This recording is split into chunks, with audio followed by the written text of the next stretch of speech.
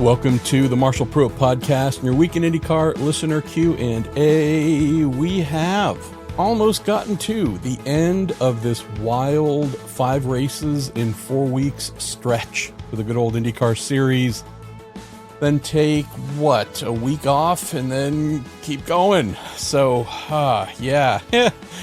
looking forward to what's coming up here at the Java House. Is that it? I feel like I might be getting the title sponsor name a little bit wrong, but the Ed Carpenter Racing sponsors Grand Prix of Monterey. How's that? Can't wait. And gonna kick off a fun 6 events in 6 weekend stretch for me. And so looking forward to that as well. My tune might change as I get towards the end of that. 6 straight weeks of going to motor racing events, but nonetheless, my energy level is high, my enthusiasm is high, and going to be kicking off a film project here starting on Thursday at good old WeatherTech Raceway Laguna Seca, which I hope to tell you a little bit more about. But I want to get the majority of it in the can and shot before I do that. But been working a ton here over the last 10 days or so when I decided to commission this film project and bring in a bunch of great players, great folks to interview, support team on the production side. So that has been dominating my free time. But nonetheless, we did just have the Honda Indy Toronto. Oh boy. I love IndyCar. This is one of those, hey, how do you explain to folks why they should be following IndyCar, why they should love it? The kind of results like we had last weekend, that would be it. A little bit of a downside here I'll mention. Try and get this out of the way up front. Strategery.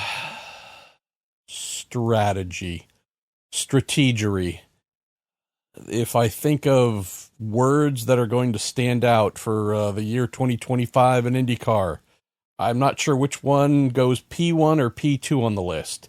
Attenuator, strategy. One of those is going to end up being on pole position for the year, but boy, it sure does seem like when we talk about IndyCar races and how they were settled, haven't had very many where we just talk about, you know what? They waved them their green flag and they went and raced like a pack of wild animals for a couple hours, 90 laps, 200 laps, however many laps.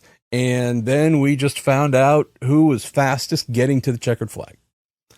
I realize that admittedly, that doesn't happen a lot in motor racing today, where it's just truly pure green flag to checkered flag. Everybody goes flat out, and it's like a drag race, just a contest to see who gets to that finish line first. Totally understand. There's so many other factors, strategy, tire choices, fuel strategy, fuel saving. I get it. We cannot talk about the result in Toronto without talking about strategy, for sure. But nonetheless, I love the fact that when he was being pushed to the brink, Pato O'Ward, Arrow McLaren, they done found a way. And they did indeed win at a track that Pato was the first to say. He wouldn't say these exact words, but I hate this place. Not that he hates the layout, hates the people, anything like that, just in terms of results. Seems like that place just always put a whooping on him. And indeed, he was able to flip that, and as the line from the great movie goes, whoop that trick. So that was so much fun to see. So we'll talk about that a little bit more coming into the show here with all your questions put together by our friend Jerry Sudduth. Just also mention that if I step back completely of how the season's been going, who's done the majority of the winning, who's been the runaway championship leader, etc., this is one of those you could not script a better result type races. Like, this is pure somebody in the creative department a script writer wrote this one. Put out a story, I think it was Friday, maybe Saturday morning, I forget which. Don't know exactly when it went up, but filed that into racer.com, and it was roughly titled, "Turn Out the Lights, the Party's Almost Over, but Don't Go Home Yet." It's just a way of acknowledging that with 129 points worth of a lead, Alex Palou is basically uncatchable. And with 5 races to go at that point, miracles would be required for Pato to get in on the game and really give Alex a run for his money. There were still 7 total drivers, including Alex, who were viable and eligible to compete for the championship. After Toronto, it's been cut down to 4. With 4 races to go, 23 out of the 27 full-time drivers are mathematically ruled out of competing for the championship prize. That's insane. We haven't seen that in forever. But then, like something that was going to feel like a multi-part series that was going to wind up in a relatively unsatisfying way, and all right, we know where the ending is headed, and why even bother tuning in for the final episodes? What happens? That thing that I wrote about, and others wrote about as well, I'm sure, basically saying, if Pato doesn't do this now, it's over with. There's just not enough time after Toronto. I mean, technically, if he did a big weekend in Monterey, maybe, but effectively, this is the time, and if he doesn't do it now, we're effectively just waiting until Palou is crowned. And the guy did it.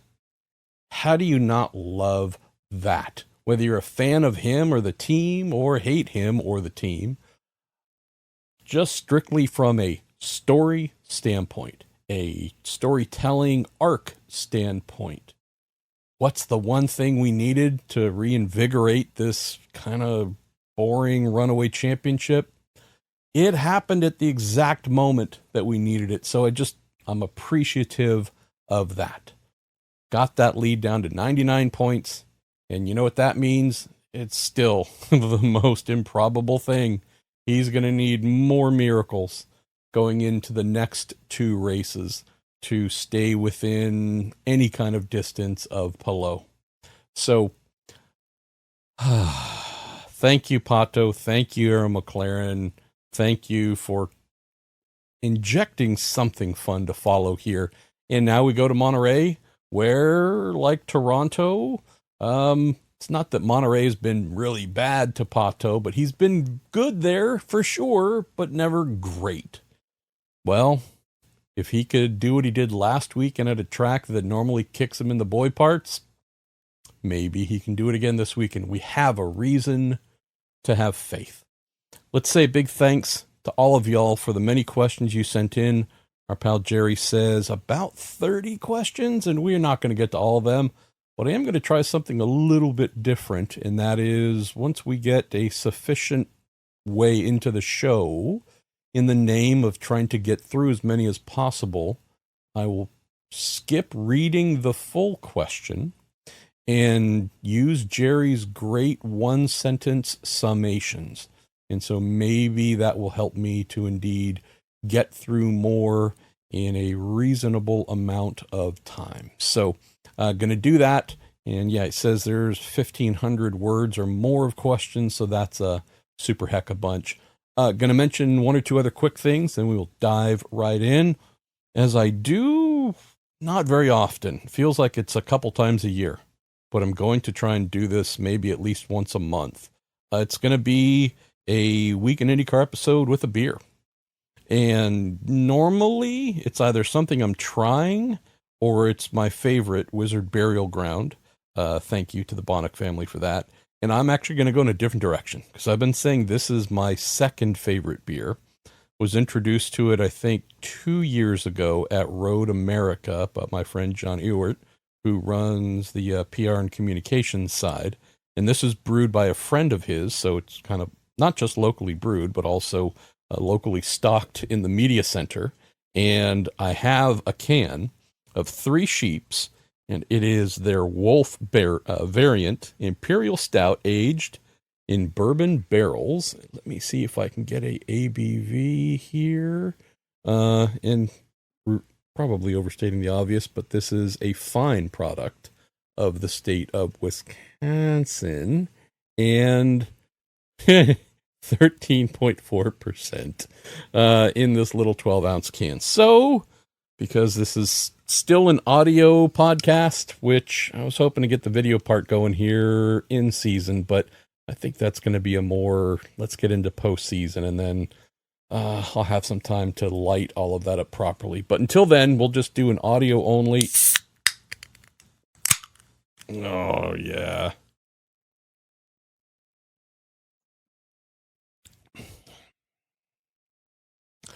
Yeah, I had a sneaking suspicion, as my father loved to say, love that phrase.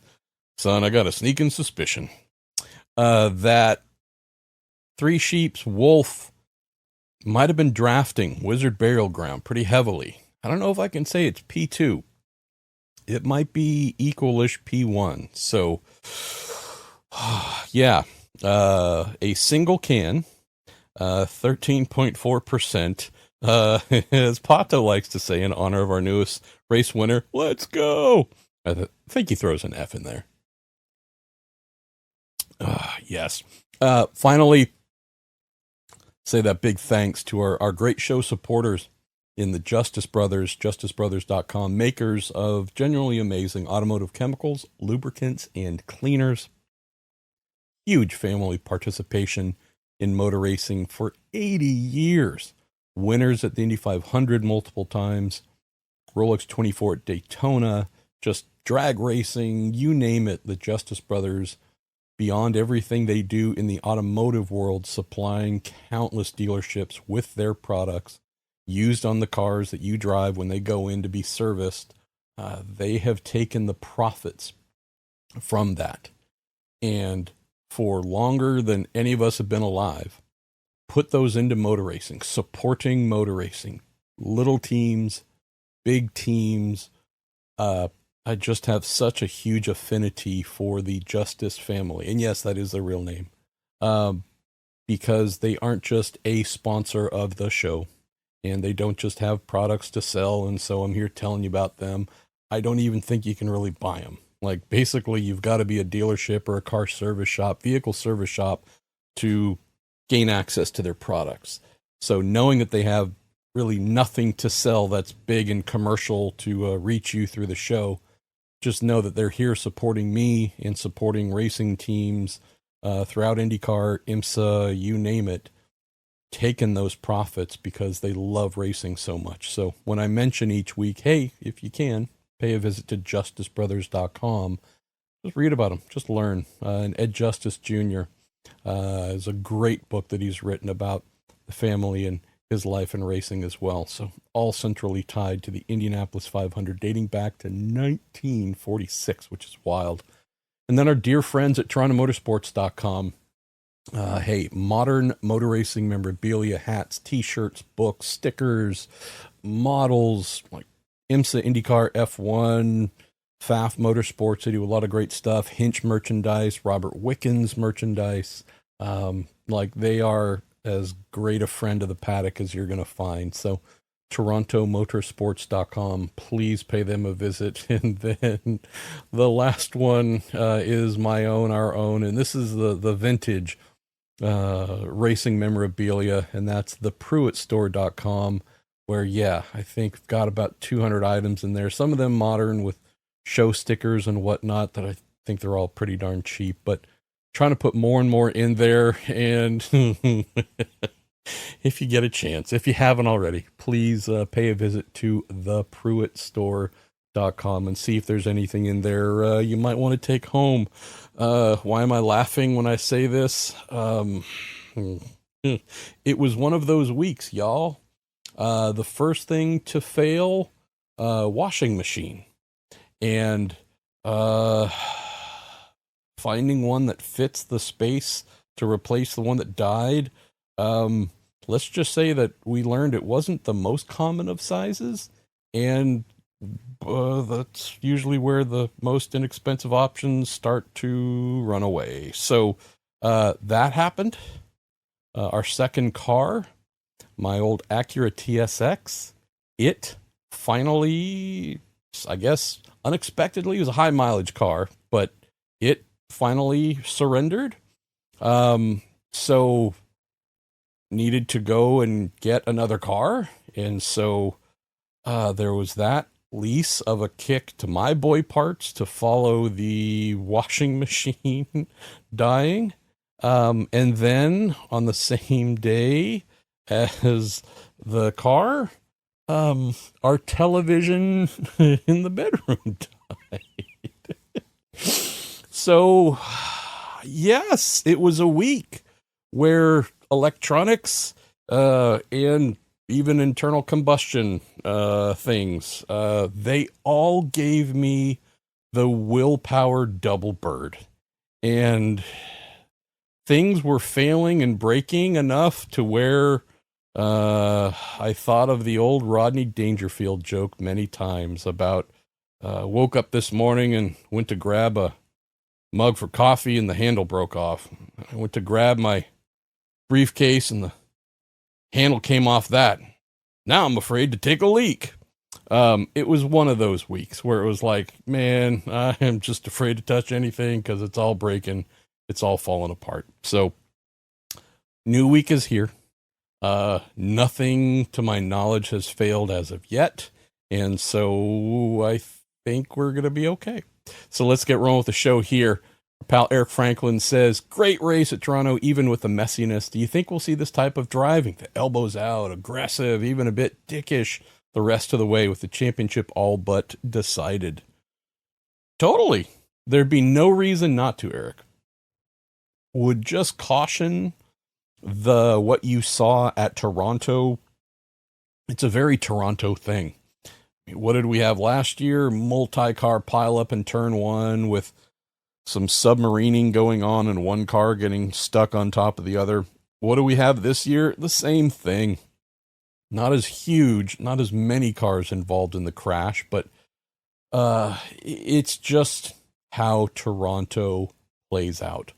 Whether it is the final corner and folks surfing over the huge waves, man, in the concrete or in the track surface streets that send cars into the wall. It was bent suspension after bent suspension. We had Alexander Rossi with his right rear corner just ripped free there. I mean, that was hardcore. We had the crashing hardcore coming into through turn 8, 7 and 8. We had Jacob Abel crash. We then had Santino Ferrucci crash. Unfortunately, he was unable to make the race. Friend Scott Richards, racing statistician, sent me a note after that withdrawal for Santino in the 14 AJ Foyt Racing Chevy. And I guess it should have occurred to me, but it didn't. But it mentioned by coincidence, and I thought this was a wild stat, the last time the number 14 AJ Foyt Racing car did not take part in a kart, champ car, IndyCar series, IRL, Indy Racing League sanctioned event was 1994 at Toronto, of all places. Colton Herta's dad, Brian Herta, a huge crash, broke his leg and was out for a while. But yeah, how odd things get lined up like that, where the last time that famous number 14 driven to a zillion wins to become the all-timer there with AJ Foyt. Last time it wasn't in the show was indeed 31 years ago. So all that stuff aside, crashed there, turn 7, turn 8 for Santino. We had the turn 1, at least one turn 1. We had the turn 3s. Turn 3 has always just been the highest volume of hitting each other. We had turn 5. It's just the place. So I would not expect to see that level of scrummy fighting rugby type stuff at Laguna Seca or at Portland. Portland in particular, you get it coming into the chicane. maybe through the chicane a little bit, but for the most part, final corner onto the back straight. But yeah, you don't get a lot of other contact because you're going at a pretty high rate of speed, and there's just instant penalty into the wall or significant damage to your own car. Laguna, similar, right? Turn 11's the let's hit each other jamboree, so we get that going on. Get turn 2, that's where you get some of that, but I do expect for this to continue. Know that a couple years ago, 2023, it was brutally bad. But I don't think we're going to see that high a level simply because, to your point, Eric, this thing's more or less over. We do certainly expect Pato and Palou to be going hard. Between Kirk Kirkwood in third and Scott Dixon in fourth, they can swap positions in the championship. Doubtful either of them are going to catch Pato. They certainly aren't going to catch Palou, but they have a reason to race each other hard or just try and be in front of one another from that standpoint, but it's strictly for pride. And after that, it's just a lot of pride in trying to do better for your team in most of the top 10 instances, right? Felix Rosenqvist, P6, Marcus Armstrong, P7 for Shank. Again, slim chances of moving forward in the standings, but they sure can lose where they're at. I'd say those two are probably going to get a strong message from Mike Shank, Jim Meyer, Tim Meyer, Adam Rovazini, all saying, hey, go do big things and good things. But if you're looking at a risky pass that's going to potentially knock us out or knock us back, please don't do it, because going into the last 4 races holding 6th and 7th and coming out in 9th and 10th for no particular reason, let's just be smart. If they have a win that they're staring at, and I don't mean they're leading with 40 laps to go, I mean we're within sight of the checkered flag and there's maybe a gap to go for, I think the MSR team would green light that aggressiveness. But other than that, not so much. And it's kind of that way, Eric, for the rest of the field as I see it. Christian Rasmussen's doing well in the standings in 15th. Of course, he wants to try and go a little bit higher, so the Carpenter team has no reason to look elsewhere. Rinus VK is already doing amazing things in P11 for coins, so if he can stay in that general range, great for him. Dropping back, though, through unnecessary risk, that is not going to help his case. Santino Ferrucci went into Toronto 10th, came out 12th, having not driven. So, point of pride, I'm sure. He's always going to be pushing hard. You just know that. I'm sure he's going to be fighting to get back into the top 10. His teammate, Davey Malukas, for the second time this season, is in the top 10. He was 10th coming out of the Indy 500. And he's now back up to 10th. That kid, if he has some really good and smart races to close the year, you'd easily see him 8th, 7th, who knows? So just to close here, yeah, I expect to see some elbows out, but nothing like what we're accustomed to at Toronto, because it just doesn't make any sense for the vast majority of the field to go buck nutty on each other. Why don't we go to Ed Joris and enjoy another sip? Any chance we can get the swim noodles seen on Devlin DeFrancesco's car added to the new car to cover all visible suspension pieces? I like that, but I also think we should put them inside the aero screens. And based on some sort of performance metric, like there's only like a little sliver in your immediate eye line that's open and doesn't have a swim noodle blocking your vision.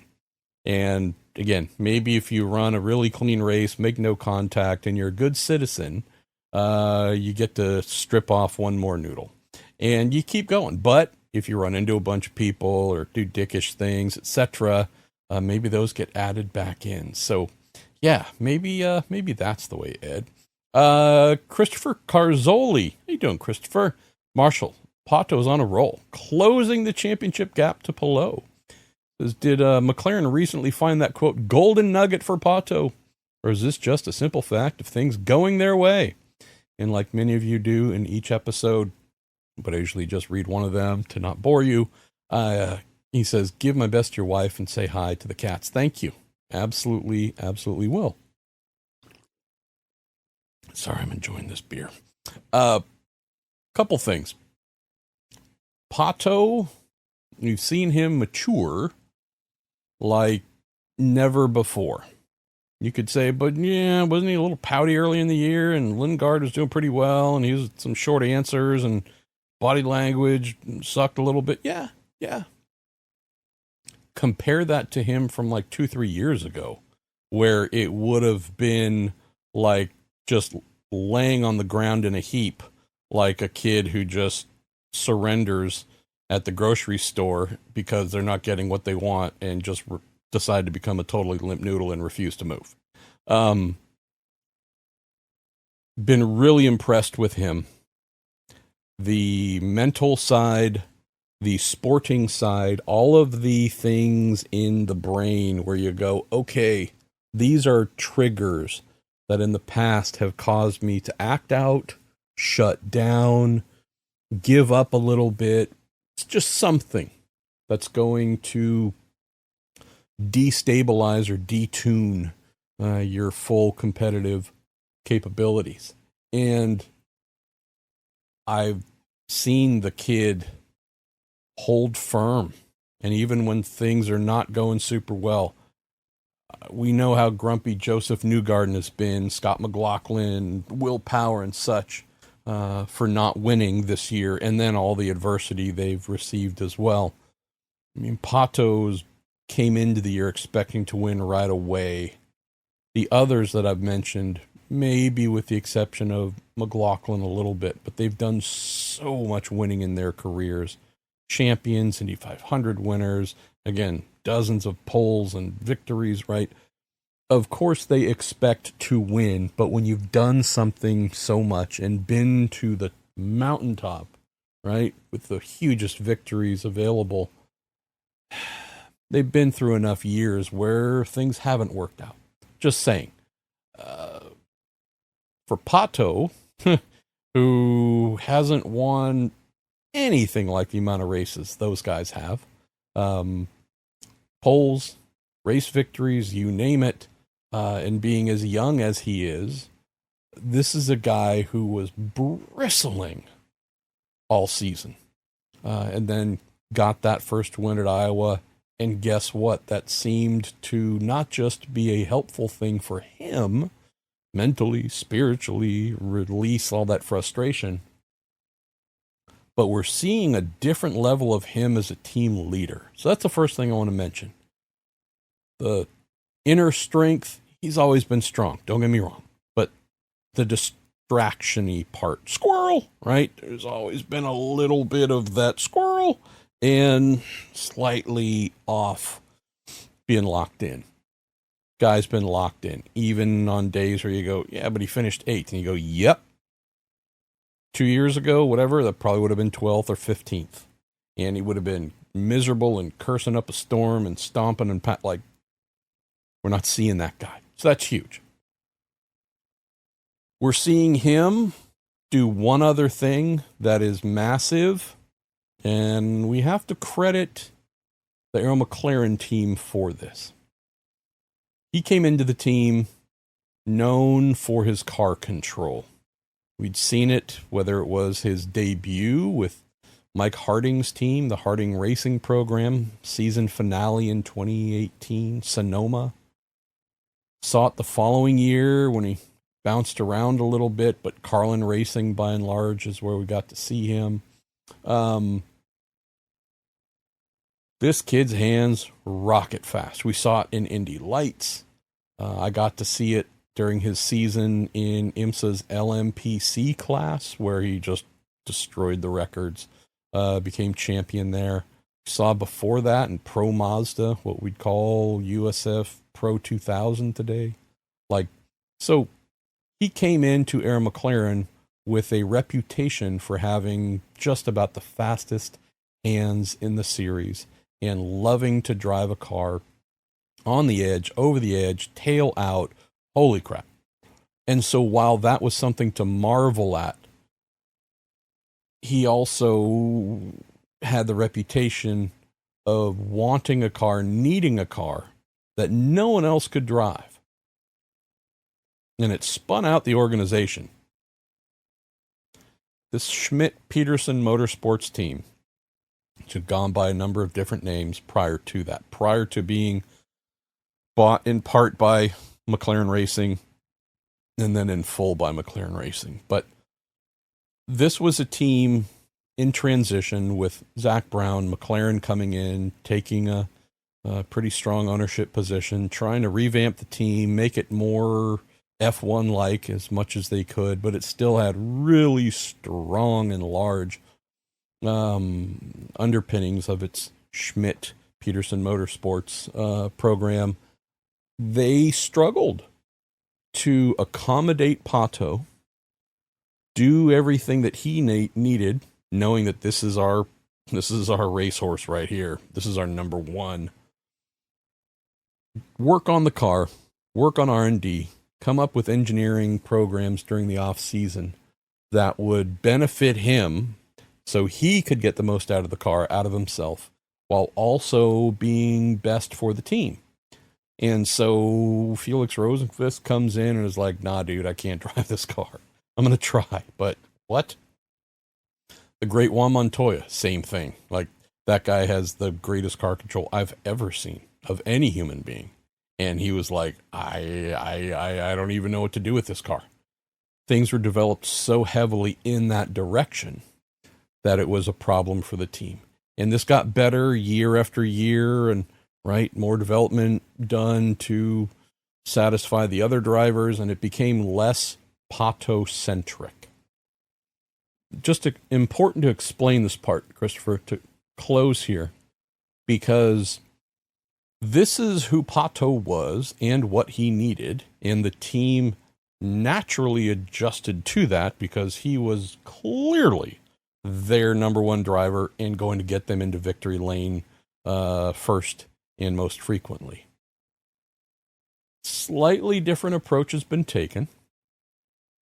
Team didn't always rise to that giving Pato what he wants challenge, but also, as I firmly believe, Pato has matured as well on the driving side. It's not as if he stopped being crazy fast hands and the back of the car is never wiggling and under opposite lock. But the extreme that he was known for, and again, one of two or three drivers who could live with it. As I understand, the team really made big strides in developing a car that is better, faster, and easier for him to drive. I think part of the legend of Pato and those crazy fast hands, that kind of thing can become mythologized. And you see it and you recognize it and you work and you try and support it. But I think what we're also seeing here, Chris, to close, is I don't know if we would look at what he's been doing this year and say it's the same crazy dancing rear the car at all times routine. I think what we're seeing is a really nice blending of Pato saying, okay, I can still make crazy speed, but maybe I don't have to have the car in that wild state that almost no one else can hold on to. And the team has also said, cool, and here we have found more speed. It's more consistent as well. This has been key. A lot of races over a lot of years where it was like, hey, whoa, Aaron McLaren, they're right up here. And the next weekend, you don't even notice. They've been very consistent, particularly with Pato. Even if it's fifth places and thirds and fourth, whatever, it's that instead of the big booms and busts. So you take his maturity in all capacities of what he's been doing. You take the team finding more speed, more consistent speed, but making the car faster to the point to where he does not need to live on that crazy ragged edge that was just the norm and a necessity for him.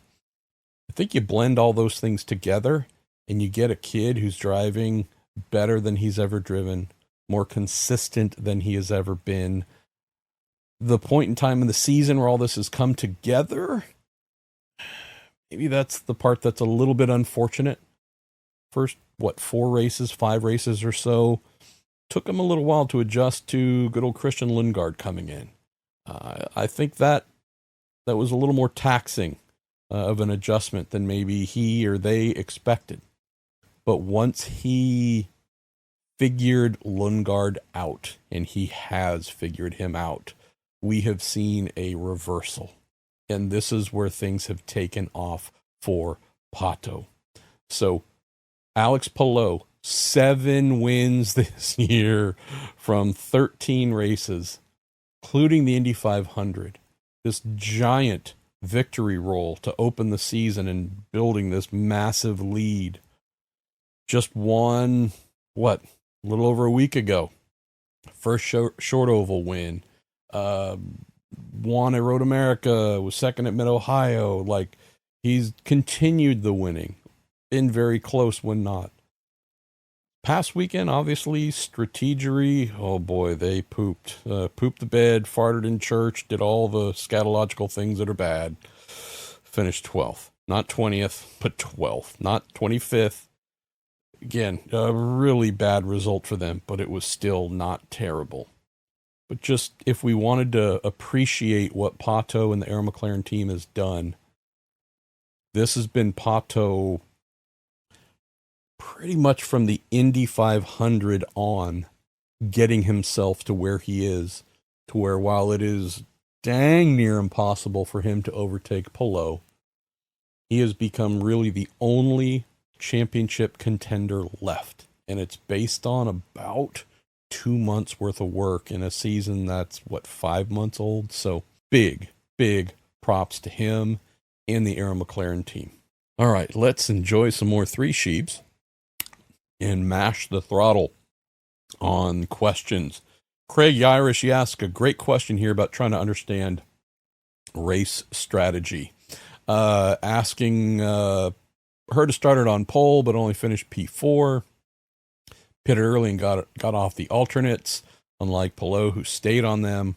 Then mentioned that Herta's pit stops were incident-free, I think, yet Pato, who also pitted early to get off the softs, won the race. Why was that? You look at the timing, and Pato, they chose to come in, same with McLaughlin, same with one or two others. They completed their 2 mandatory laps and were in on lap 3. So the rules say you got to complete minimum of 2 laps on each of the 2 types of road and street racing tires, and then you're satisfied.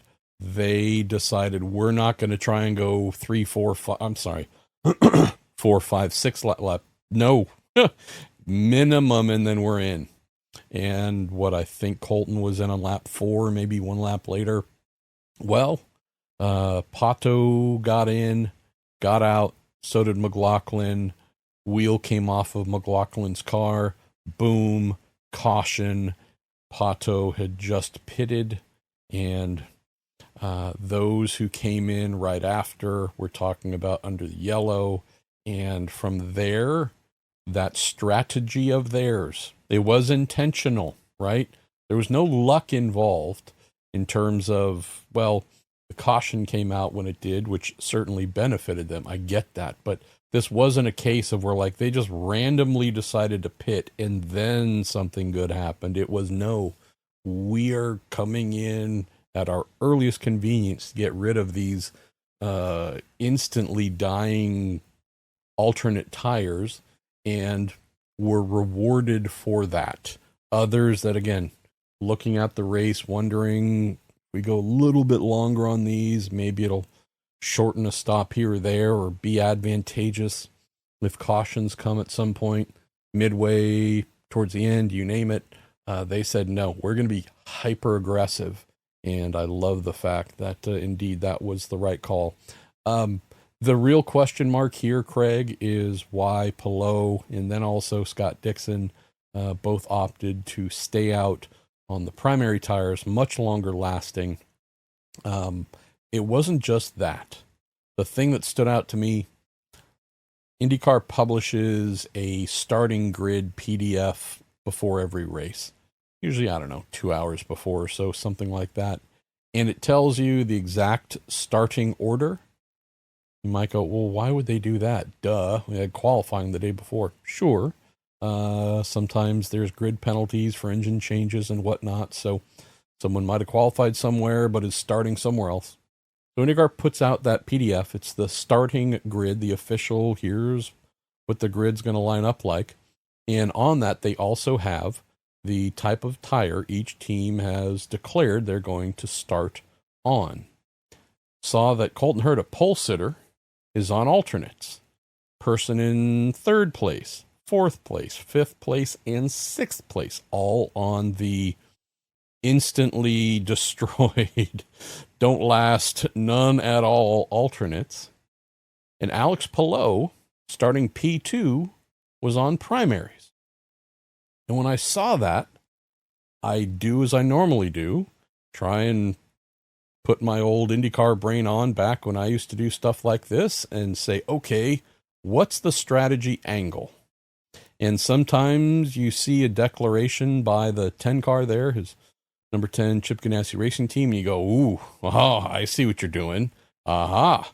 And I wonder why others aren't doing that, who've chosen, which, again, whatever it is that we feel we know about the race, road course, street course, and which one of the compounds is going to be the smart one to start on.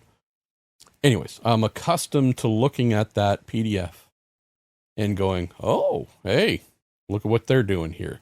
The Ganassi team's usually the one leading the getting it right brigade. I saw Colton on the we're going to get off these as quick as we can type routine alternates, along with everyone from third, fourth, fifth, sixth, right? The whole stack of the cars up front, fastest cars, except for Alex on primaries.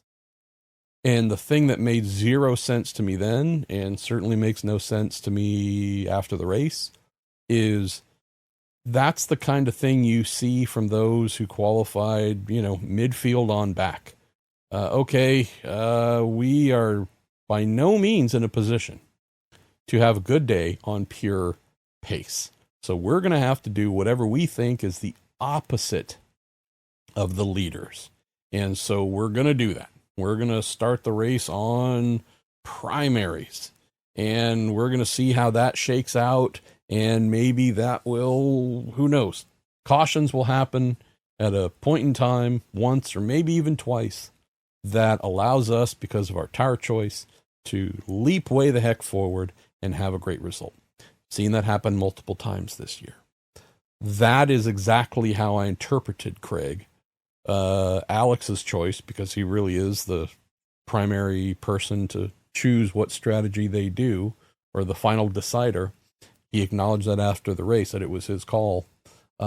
I saw Alex's choice to do the opposite of what everyone else is doing around him at the front of the field, and could not figure out why, because it made no sense.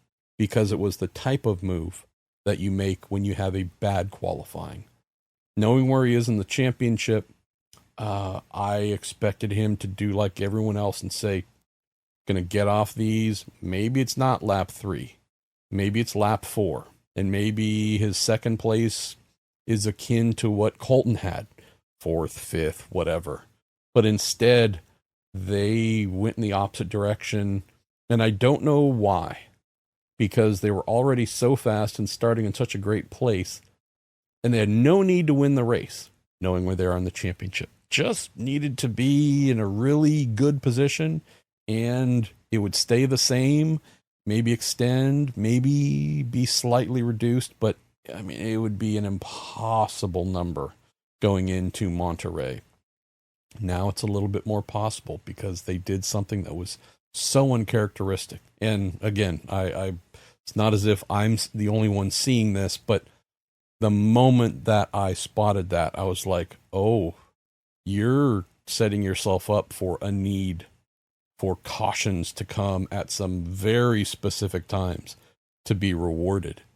If you would just do what everyone else is doing, you already have the speed and the starting position to where you should be finishing somewhere right around where you're starting.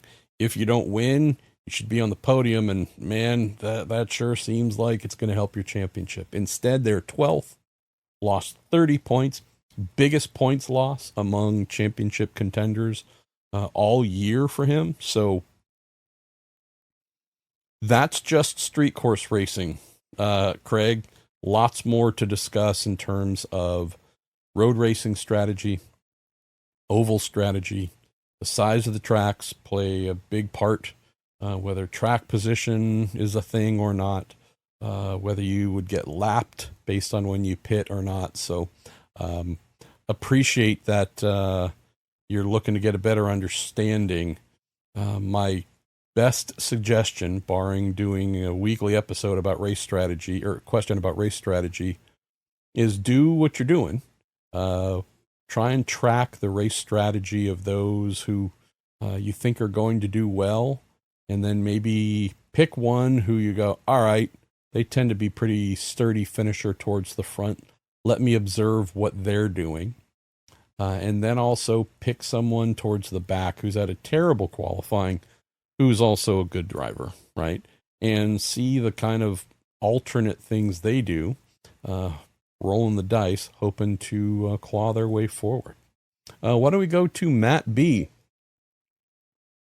We're going to jump into using Jerry's summary. Says, what are the odds of seeing coin VK combo going forward?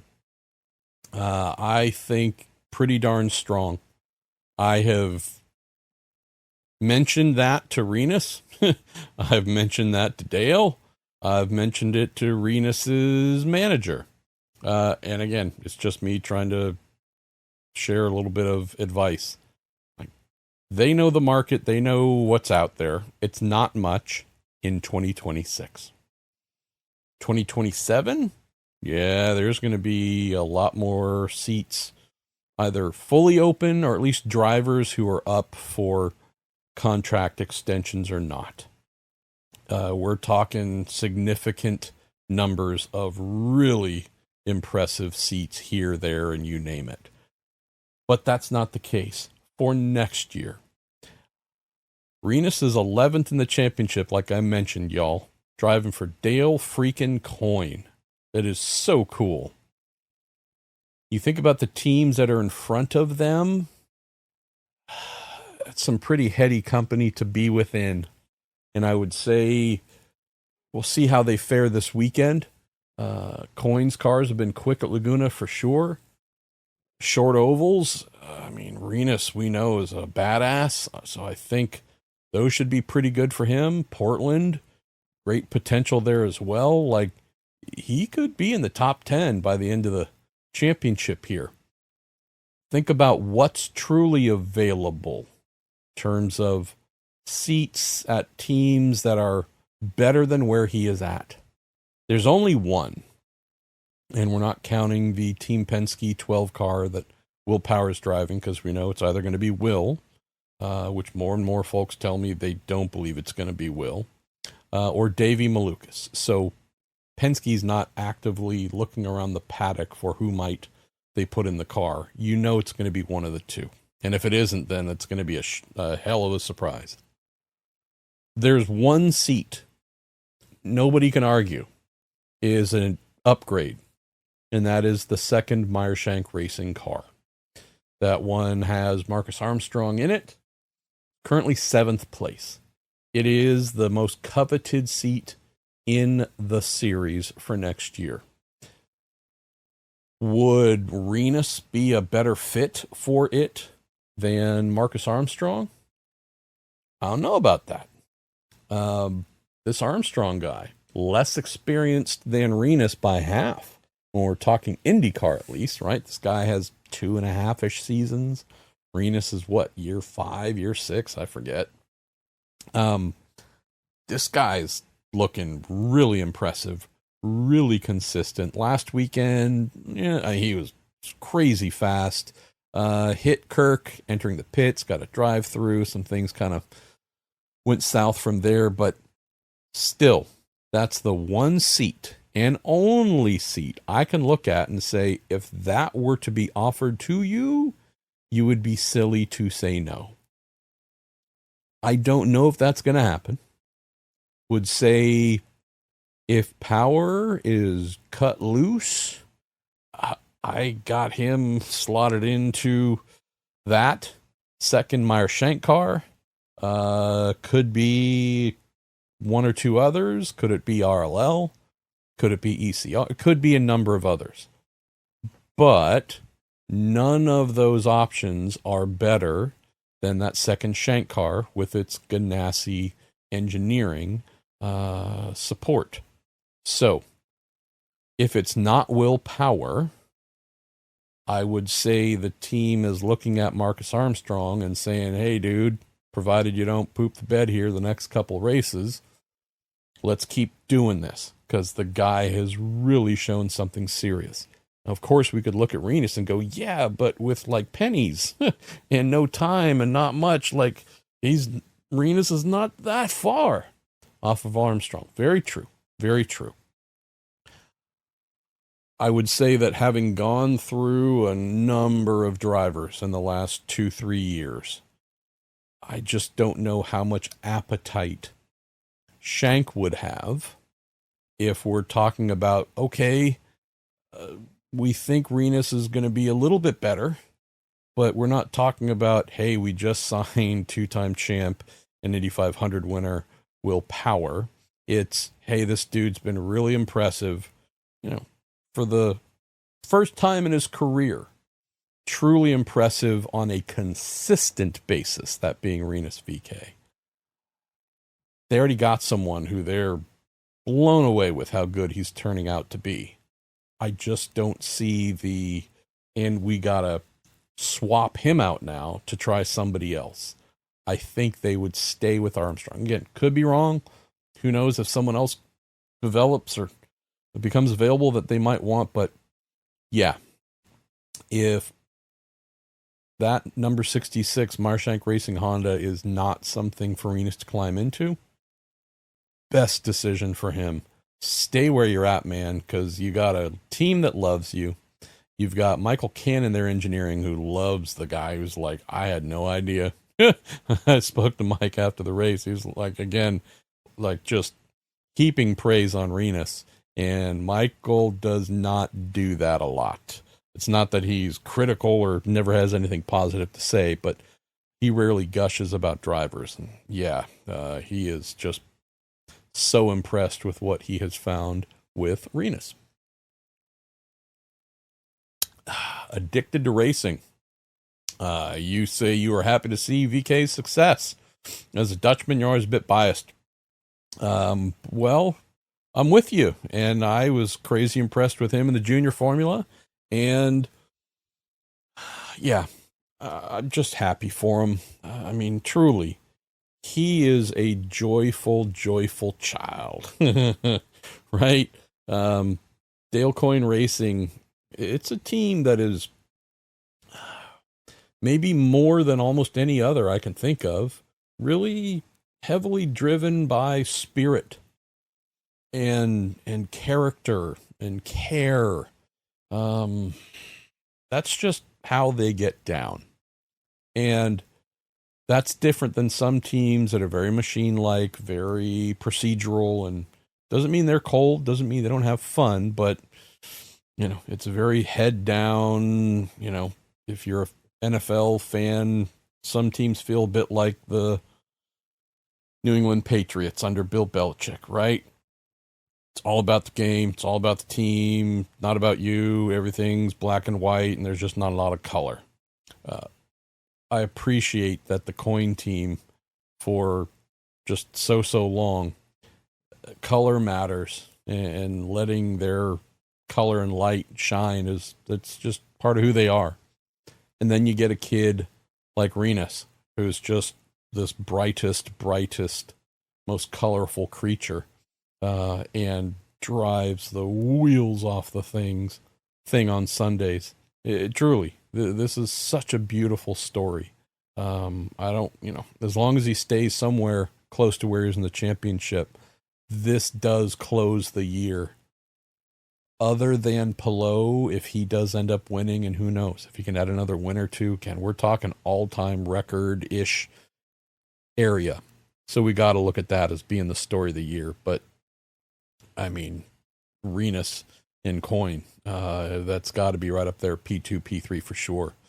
Nathan DeRoe, you're wondering who's on Renus's radio, mentioning that they refer to him as driver, and say, given the sheer number of drivers Coins had through the years, I found that charming. I don't know. Part of me wants to think Mitch Davis, but I'm sure I'm wrong. Corey Johnson says, "Dear fantasy racing coach, picking the Penske guys for their value and cost must pay off soon, right? Sincerely, coming from a guy getting beat by his wife yet again." I don't even know what to say.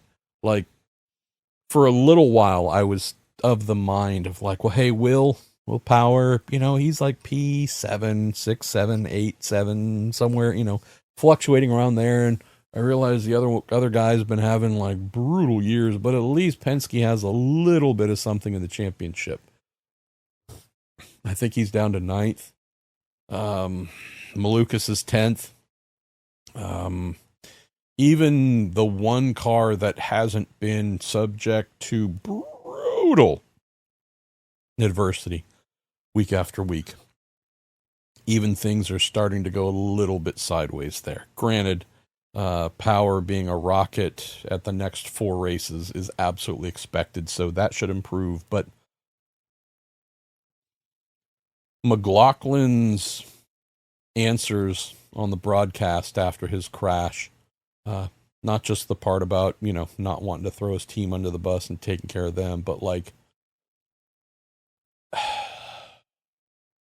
that is the look of someone who has just run out of creativity, right? Sometimes I mention that, I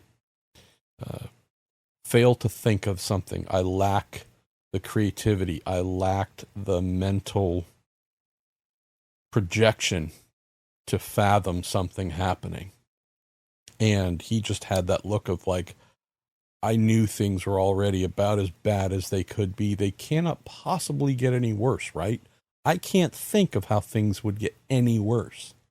And just his reaction, his face just spoke to a guy who was like, I'm out. I have nothing left. I can't. This is a total failure of imagination going forward because I already thought there was no other way for things to go wrong. And yet they have. So if Scott McLaughlin were to win this weekend's race, I'd be like, yeah, I bet every other driver, even the ones that don't like him, would go and shake his hand and say, my man, I'm so happy for you. If it couldn't be me, I'm so happy for you. And I'd say similar things about Newgarden, where it's not like he was in a position where he was going to win the race, but he was having, right? There was speed and things weren't going wrong. And then no fault of his own. Like that's, if he were to write a book about the 2025 season, that's what it should be called. No fault of my own. And it wouldn't be an excuse. It would just be declaring, hey man, I don't know who I pissed off in another dimension, somewhere in the Marvel Cinematic Universe. Thanos got an Infinity Stone, a bad one, with my name on it, and he just keeps reaching down and punching the living crap out of me this season. I don't know. But yeah.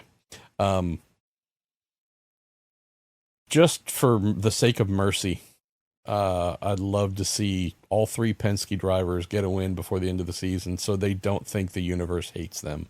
But yeah, again, that's me just looking at things from a storyline, even just an empathetic human standpoint. But yeah, the racing gods, we don't know who they are. We don't know their names. Maybe we should try and name them or figure out who they are, because It can be some cruel some bitches. We never talk about the racing gods just like being bountiful and giving, and they are just adorning this driver, that driver with all the goods. I mean, when we look at someone like a Pelot winning a bunch or whomever, again, I don't know why we only talk about the racing gods in negative terms, but yeah, maybe we need to come up with some names for them. All right. Jody the Realtor says, has Nolan Siegel earned the nickname Crash yet? Says, you have to admit Crash Siegel does sound racier than Nolan. I hope not. I mean, he's a sweet kid. The fact that he was cursing up a storm and telling people to F off and yada, like, I don't want that to be his highlight for the year. So again, maybe I'm just in total homer.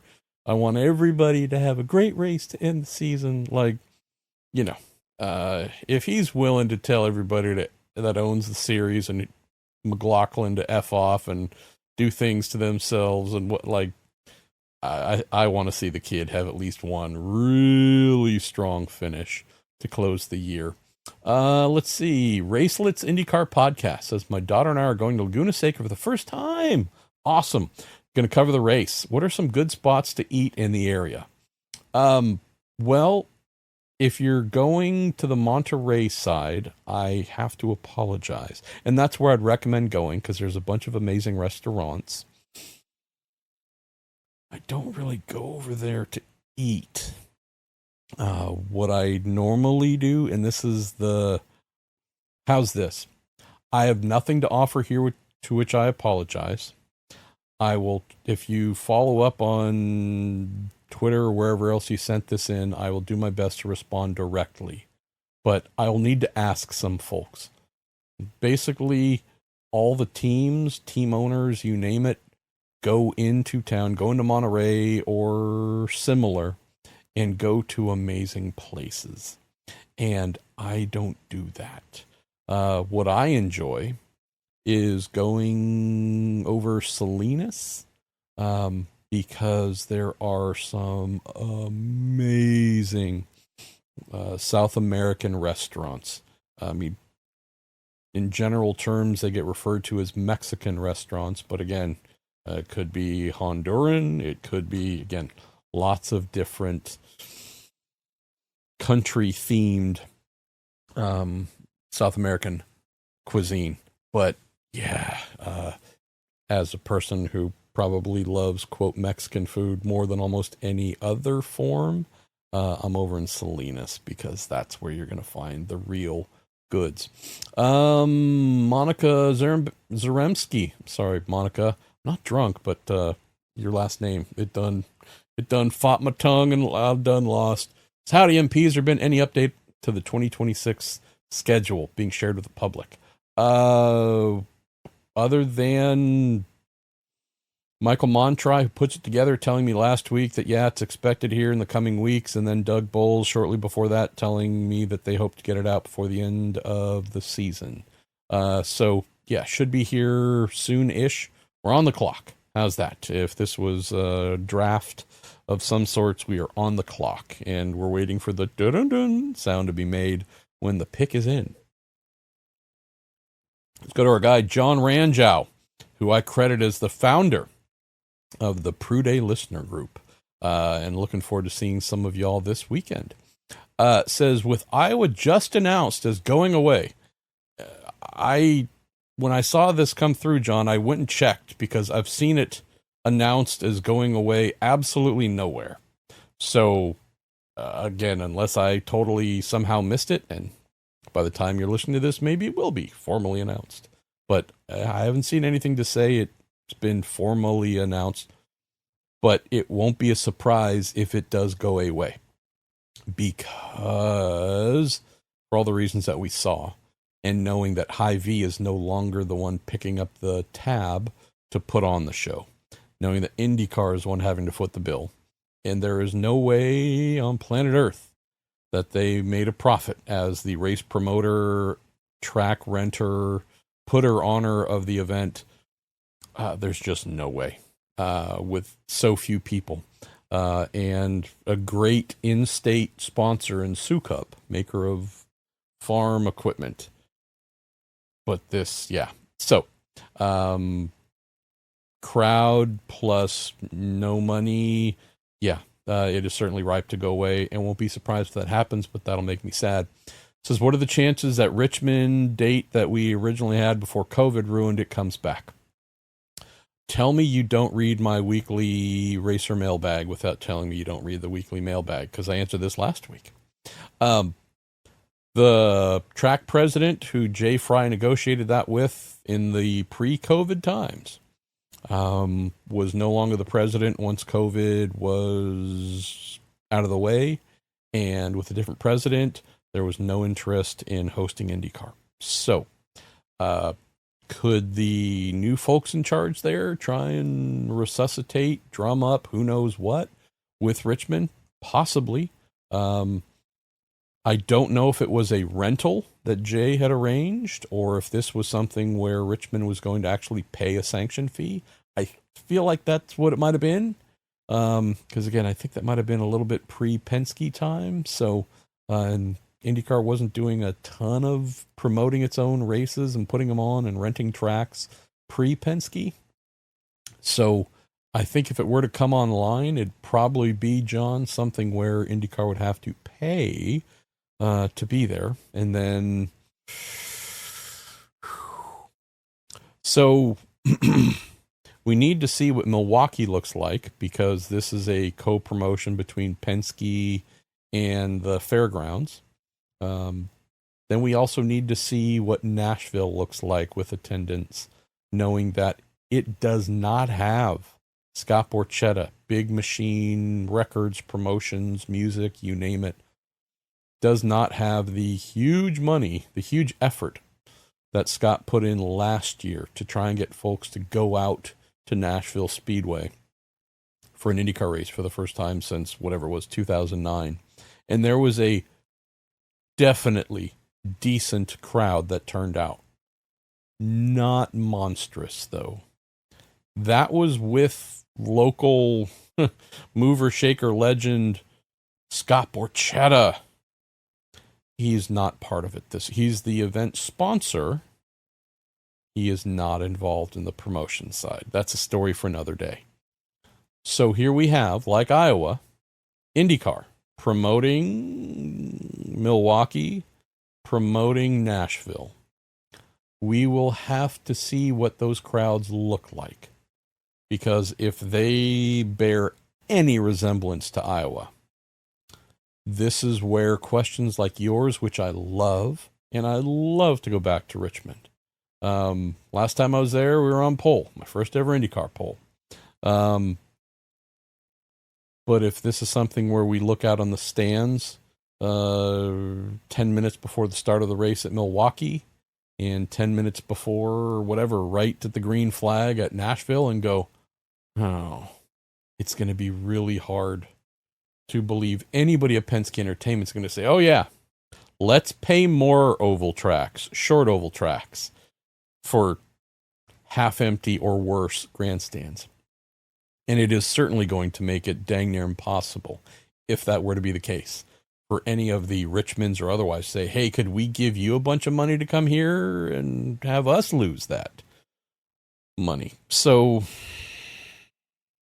let's revisit this, John. Send in a question if you can after Nashville, because by then, oh boy, we are going to have a pretty strong idea of what is what.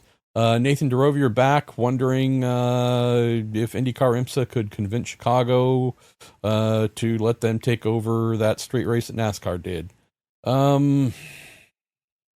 Yeah, as you mentioned here, if it's with tons of cash, probably. I think the appeal of it is the average human being knows what NASCAR is. Therefore, you're going to get folks going, oh, I might not know anything about NASCAR or who drives the cars or what the heck a NASCAR really is, but I at least have an idea that it's car looking like race cars going to be here racing on our streets. You tell folks IndyCar's coming to town, and they're going to go, huh? IMSA's coming to town. Huh? So, in the absence of huge cash payment, I just don't see why the city would feel compelled to do that with products that too many folks don't know. Doug Wright, you ask, is IndyCar pursuing a second Canadian race? Not that I know of. John Berger says, will IndyCar and IMSA return to Willow Springs? We're back to the, if they are being paid a heck a bunch, then I'm sure it would be considered. But that might be a thing where the new owners do all the upgrades, put on a major event with a different series. You mentioned Moto America. That would need to be a proof of concept that an IndyCar and IMSA or otherwise would need to see. Because yet again, if it's, hey, we want to have you come here and do a thing, and we might even have the money to pay you like Thermal did, and nobody shows up, it is just another embarrassment that nobody needs. JJ Gertler asking, what kept Juan Montoya from being a Scott Dixon or a Rick Mears? I would just say the fact that he was here in IndyCar for a very short period of time and then was gone to F1 and then to NASCAR. And then years later, came back with Penske, won the Indy 500, obviously, tied championship with Dixon, which ultimately went to Dixie in 20, what was that, 15, 13? I forget.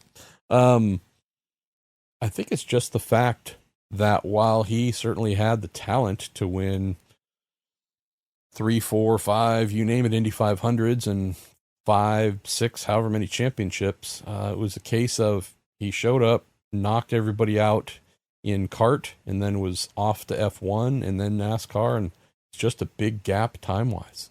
Had he stayed here, been here consistently for 10, 15 years, I have no doubt we're talking about, again, 3-time, 4-time Indy 500 winner and 5, 6, 7-time, I don't know. But yeah, in a Ganassi, Penske, Andretti, depending on the era, which one was best. Like, I mean, come on. He already won a championship with Ganassi, but I'm just saying, had he stayed with Chip throughout that time, or moved to one of the other teams I mentioned, yeah, and was there for a long, sustained period. Oh my goodness. Mark Cardella asking, are either Ed Carpenter racing drivers safe? Yes.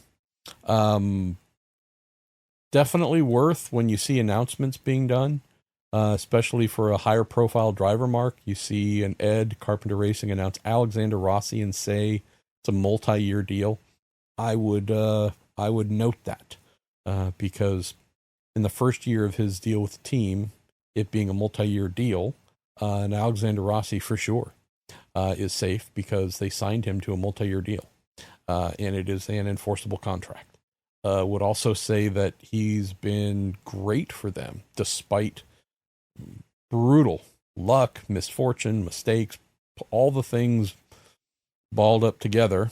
He's I think 18th in the standings, which is, he is better than 18th. They are better than 18th. Christian sitting 15th, maybe a stronger indicator of where the team is. They could easily be 12th, 13th, if things had gone better. I don't know if I'd say they'd be much higher than that, right? They still have a ways to go, but yeah, he's good. Christian, I believe, is in the last year of a 2-year deal. Most of these deals of late are 2-year deals. Question is, what is it at the end of the deal? Meaning, what kind of option? Is it a team-based option or a driver-based option? Very rare these days, unless you are a super veteran commanding a lot of control, money, and your perennial first, second, third place in the championship.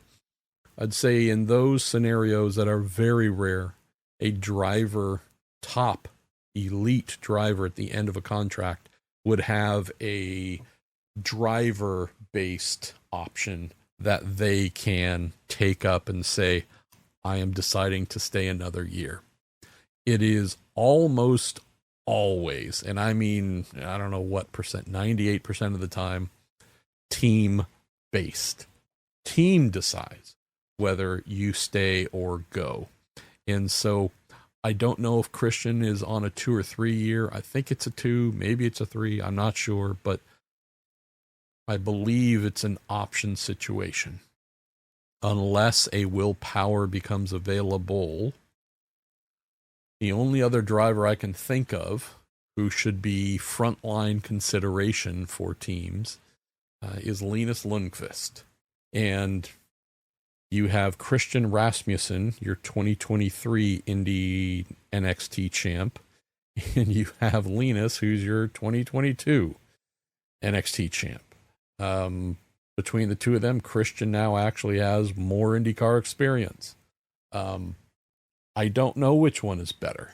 I do know that Linus strikes me as someone who feels like in a good team, he could be wickedly strong right away.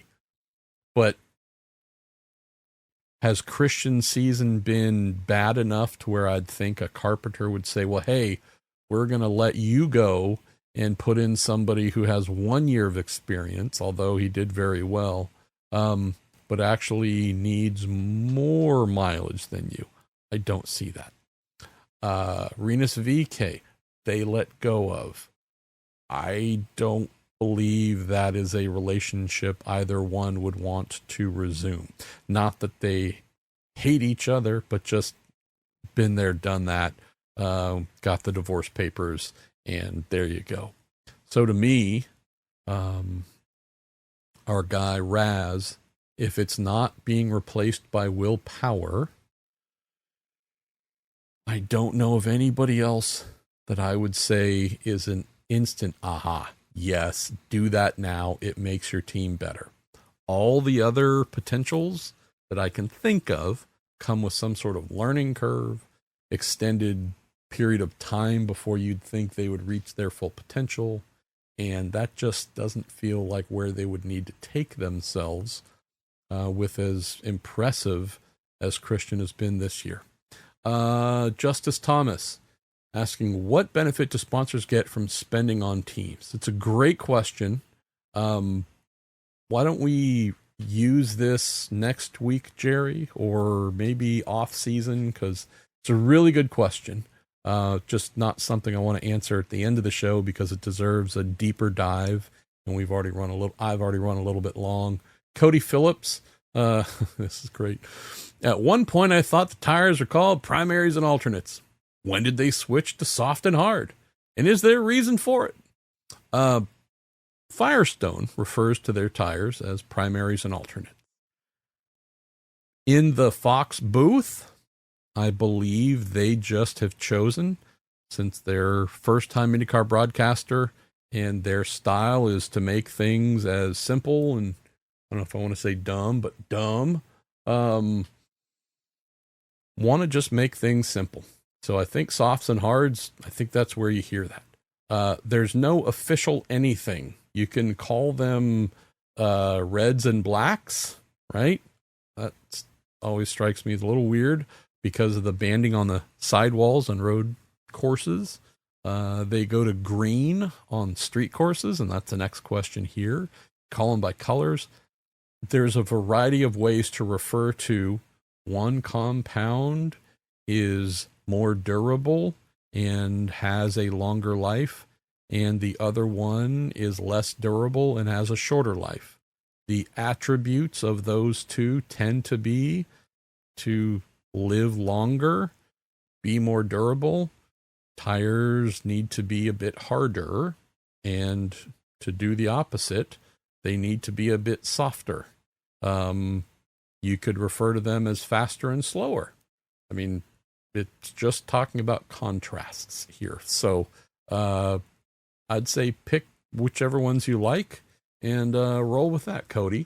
Our friend Right Turn Lover says, is there rhyme or rhythm to when alternates have green sidewalls versus red? Indeed, street courses. only see the green Waiuli sidewalls made from a renewable shrub in the American Southwest. The greens are only used on street courses, so we do indeed get them at St. Petersburg, Long Beach, Detroit, Toronto. Have I forgotten one? Maybe. Did I say Long Beach? Maybe. Anyways, only get those on street courses, and then the reds are for road courses, and then on ovals, it is a single compound, so they're just no sidewall color at all. Lynn, Drive for 7, wondering about my thoughts on Kiffin Simpson's development of the season, noting that he is 14th in the standings, and that is very impressive. Yep, I'm going to go back to what I've said and written a couple times, and that is this kid comes to IndyCar with no mileage by comparison. Like, he is the latest of late bloomers. Didn't grow up racing go-karts as, 8 years old. And this is something where much later in life, he decided he wanted to try this, found that he loved it, found that he had an aptitude for it. And so, unlike a Nolan Siegel, Christian Rasmussen, so on and so forth, who've been racing since they were zygotes, like, this kid is having to learn so much in such a short amount of time. And he's doing this well. Podium, right? First ever. 5th at Detroit. Just seen him more impressive in qualifying on a more consistent basis. And only his second year of IndyCar. Like, I don't know how far he can go. So I don't know if he has, like, race-winning, championship caliber talent. He doesn't know that. The team doesn't know that because he's still learning.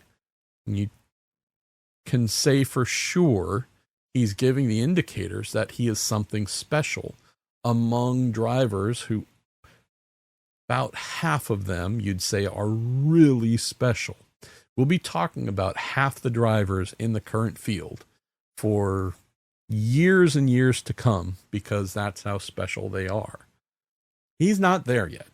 But he's at least showing me, Lynn, enough to where I think on his current trajectory, like, I can't wait to see what this kid does in year 3. And to be honest, I said that at the start of his rookie year, before the start of the rookie year. Like, hey, cool to see what he does. I just want to see what he's like in year 2. Let's just get past to year 2. And I think it should impress a lot of folks. Where he'll be in year 3, year 4, and that's really where we're going to find out. What are you? Are you someone where you're truly scaring folks? Or are you just a phenomenal guy who's going to be really good and get some wins and retire with, again, 5 or 10 wins over a 10 or 15 year career, whatever it is, and a couple of championship top 5s? Or are you about to be a nightmare that just because you're so young and so inexperienced, you're just going to need a little bit longer to get there? Ray Ann, you ask, how much money does a driver need to bring to the table before being able to secure a ride? That is one of my favorite how long is a piece of string questions, Ray Ann, because there's no single answer. If you're talking about a team that needs 100% of the funding and it is a smaller team, 8 million's about where they want you to come in. Could be 7, but 8 would make them super happy, but that's about the floor. A highly competitive team wanting you to bring full funding, oh yeah, you're 10, 11, a little more. If you've got more, they'll take it all. Are you a pro, but a pro who brings some budget? What is that? Is that 4? Is it 6? Is it 3? I mean, the numbers are all over the place. So there are drivers in the top 10 who are known to be bringing 3-4 million. There are others who might not be bringing a penny in terms of actual bank account money transferring to another bank account, but have some sort of giant business to business deal, or commerce support of bringing sponsors to the table for the team to use, etc., or another series. Like, it's a pretty wide open thing, Rayanne. I wish it was if you bring this much, you can drive an IndyCar. In almost in every single instance, it's a unique number. But yeah, if we're just talking straight up buying a seat for the full year, you're paying for all of it. 8 to 11 is about the average that I hear. Matthew Summers, any additional street races coming? Other than mentioning not too long ago that Denver is still in development, but that would probably be a 2027 thing at the earliest. You mentioned as a Minnesotan, you'd love to see a Minneapolis street race. That'd be super cool. Mike Jablow, wondering if Toronto's at risk if Honda leaves the series. I don't know. They've obviously been the sponsor for a long time. Canadian Honda dealers is how they promote the event there. Don't know, but I gotta believe that a replacement sponsor could be found, whether Honda leaves the series or not, or just decides they want to stop sponsoring it. Luke Entrup, you're asking if I can predict the exact schedule for next year. My guy, I am not fully able to predict what I'm about to have for dinner, so I am failing you yet again. Ed Joris wondering if there's any truth to the rumor of Andretti and McLaren switching manufacturers next year, the year after.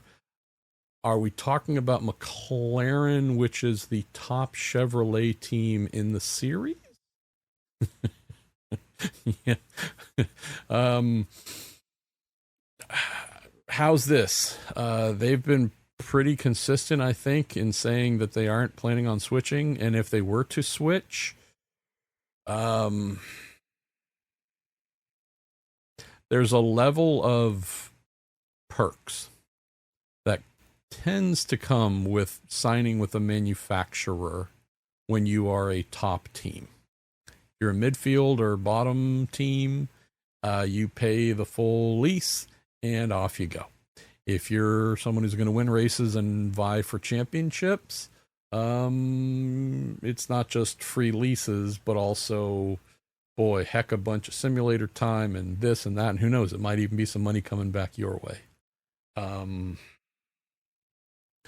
I'd just say that in light of everything that's going on with Honda deciding its future, whether it wants to stay in IndyCar, taking a very serious look at NASCAR, which again, we've known about, the idea of bringing McLaren over, which would, again, in theory, if it's a swap, maybe they would get the same things that Andretti was getting, but somehow I feel like Zach would negotiate more.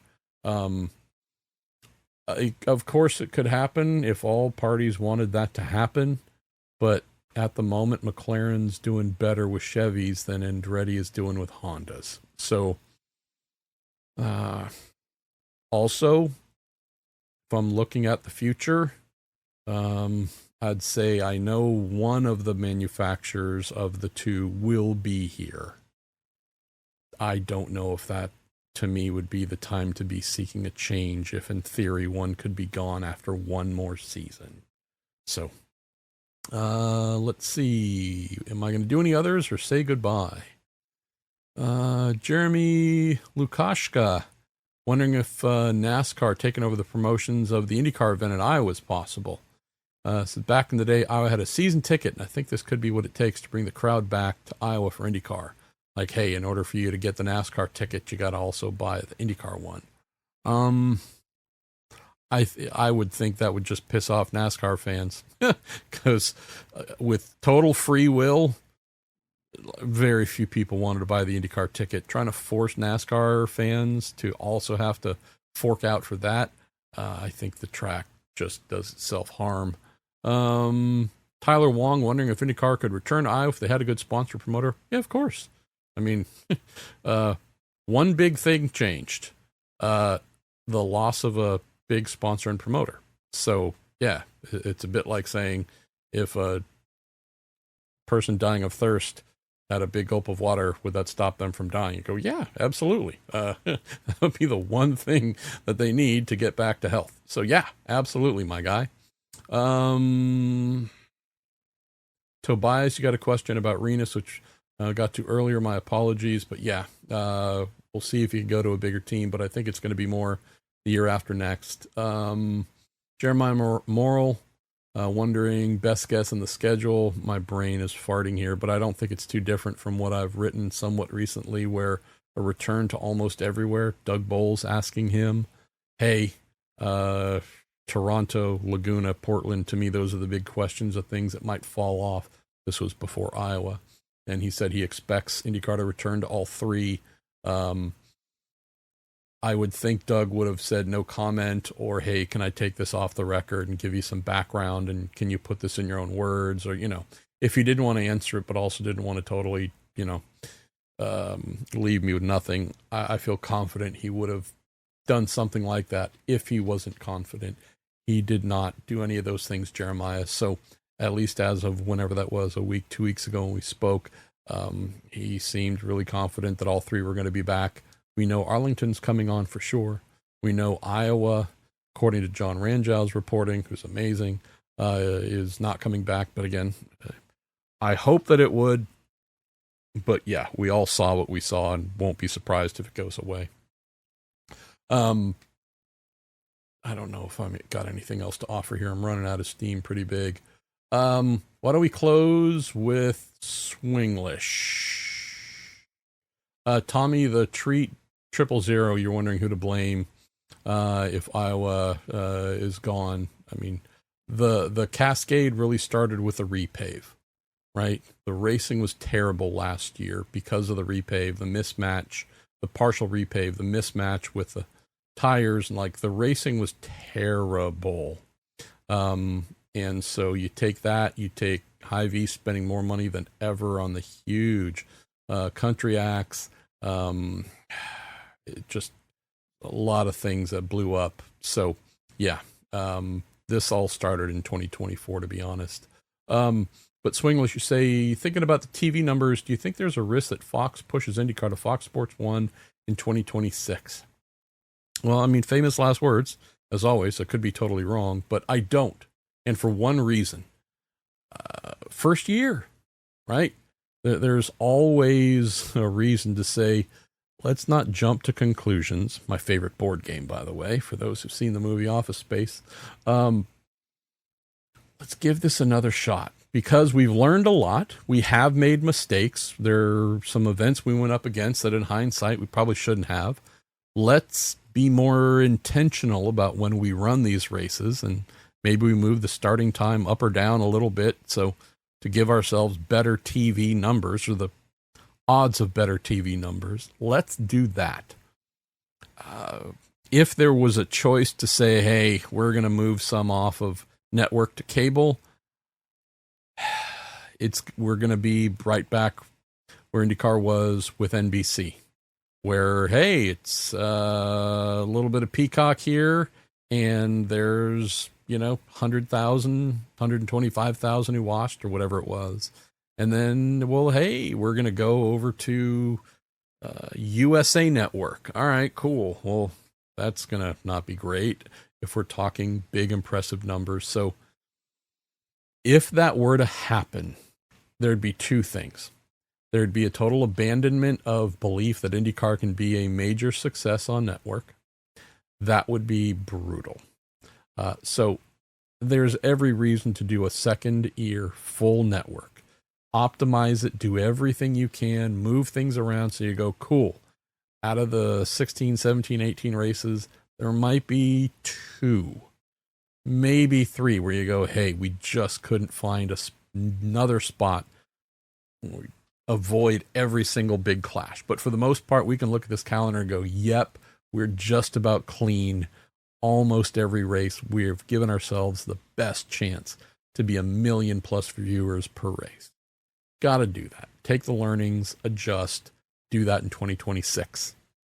And if that still doesn't kickstart things in a big, huge, impressive way, that would be the point where you go, If Fox decides to say, it's going to be a lot of network, but also, yeah, we're going to be using some Fox Sports 1, maybe even a Fox Sports 2 once or twice, you can't argue.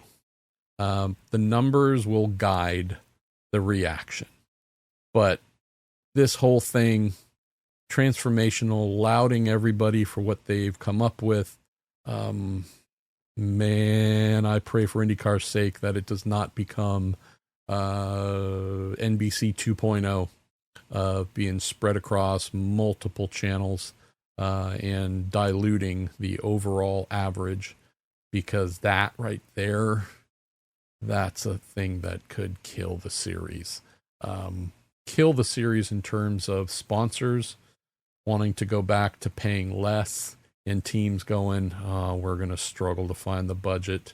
We're going to struggle. We're just going to struggle. So I know it's a question at the end of the show, and it's maybe just a single sentence question, not maybe the super most in-depth in and of itself, but I would just say, Swinglish, it was indeed maybe the biggest potential ramification type subject that we covered here for sure. Hope not. Should not. And if that were to happen, boy, we're going to be having some grumpy conversations about where IndyCar is headed. All right, on that super happy note, let me take another sip here. And thank y'all for sending everything in. We'll be talking here after Monterey. Look forward to seeing some of the Prue Day for sure. And hopefully some of y'all who aren't Prue Day members. And hey, we'll get to see who wins a motor race and where the two remaining championship protagonists end up. And have lots to talk about here in about a week's time. So I'm Marshall Pruitt. This is our Marshall Pruitt podcast, all brought to you by the awesome you and your questions, the amazing Jerry Sudduth, and also TorontoMotorsports.com, the Justice Brothers, and then our own, the PruittStore.com. Speak to y'all here next week.